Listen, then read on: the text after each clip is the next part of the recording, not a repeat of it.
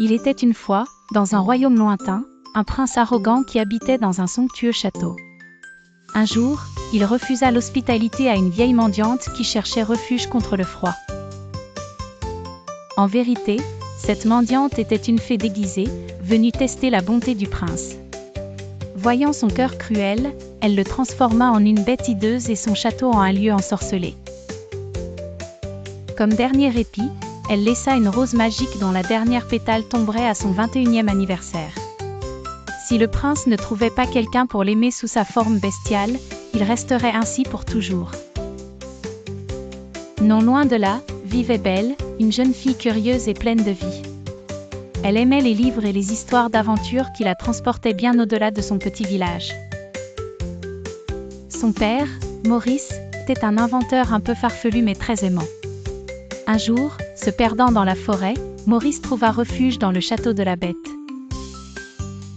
La créature le découvrit et l'enferma dans un cachot pour avoir pénétré son domaine.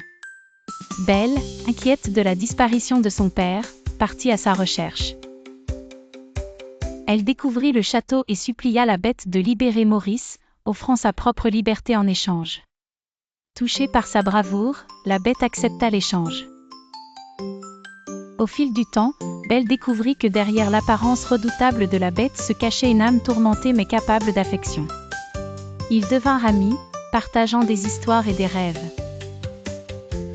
Belle fut particulièrement impressionnée par la bibliothèque immense, cadeau de la bête en signe de son estime grandissante pour elle. Pendant ce temps, un vilain prétendant de Belle, Gaston, montait un complot dans le village pour la récupérer et détruire la bête. Il galvanisa les villageois contre la créature. Dans une série de péripéties courageuses, Belle et la bête se défendirent des envahisseurs. Belle avoua finalement ses sentiments pour la bête alors que la dernière pétale de la rose tombait. Brisant la malédiction, le visage humain du prince fut rendu.